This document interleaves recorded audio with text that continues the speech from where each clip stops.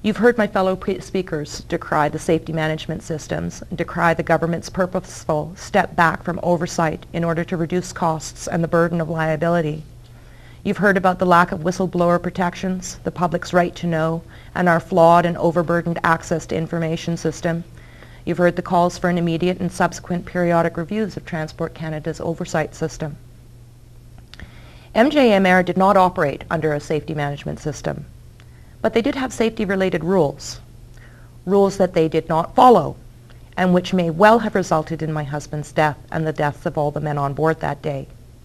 Broken rules and no repercussions. Safety management systems would not have changed that. The paperwork said everything was done according to regulation and standard.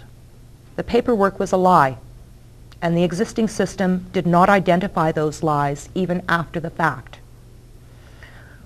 Do we need to have more deaths before we clean up the existing system? How will another layer of protection help in an already dysfunctional system?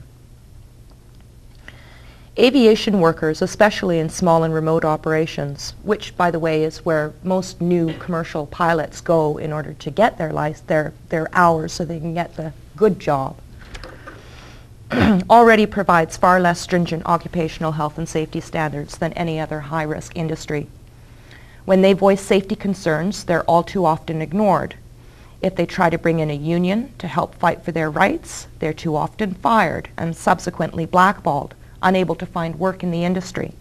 I can provide many examples of companies where this exact scenario has played out just in the last few years, even just the last few months. I know there's a small group of pilots who, perhaps discouraged by the lack of regulatory initiative, are trying to form a professional college whose goals are to promote safety standards, training standards, technical issues, and accredit Canadian pilots from the youngest commercial pilot to the airline transport pilot near the end of his career. They're the aviation experts who wish to fill an obvious void, the void into which safety concerns fall due to the lack of filter, if you will, between Transport Canada and the owners and operators.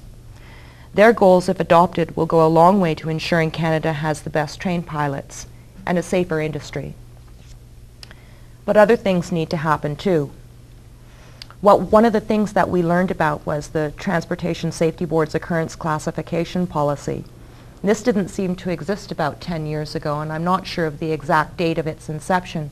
However, at some point, the Transportation Safety Board introduced this policy by which they decide the level of investigation they're going to put into an accident. Our accident was classed a 5, which is the bottom of the barrel. It means that it's only for statistical purposes and information. There is no public report. In fact, if you go to the Transportation Safety Board website, you won't even find more than a mild mention of the fact this accident even happened. 5 men died. The TSB occurrence classification policy needs to be re-examined and improved so that whenever a pilot or worker from another industry is seriously injured or killed, there's a mandatory investigation for cause and contributing factors. The other governing agencies, Transport Canada, the Workers' Compensation Boards, the Coroner's Service, and the police, all require the expertise of the Transportation Safety Board and Transport Canada to do their jobs effectively. They can't interpret the cars. Most of the aviation industry can't interpret the civil aviation regulations. Management factors must be examined, as was recommended in the Safety in Air Taxi Operations study, which was done back in 1998 by Transport Canada. Finally, there's a growing need for a program to act as a communications facilitator between the governing agencies and the survivors of victim families in aviation accidents. Transport Canada and the TSB once began to work towards a national compassionate assistance program at the insistence of a mother who had lost her son, Jane Abramson. And then they dropped the ball when Ms. Abramson thought that they had picked it up. Knowing the confusion created by so many agencies working at cross purposes and with overlapping mandates, I can't help but thinking of the families of the Cougar crash and how confused they must be by everything that is going on around them, and the lack of communication both with them and between the agencies, and trying to understand all the different jobs, whose job is what. All these ideas come together, and by incorporating them, we may be able to not only prevent future deaths, but reduce the trauma and grief caused by a dysfunctional system.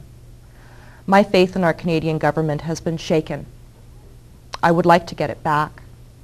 The next time I hear someone say, Canada has the safest aviation system in the world, I'd like it to be true.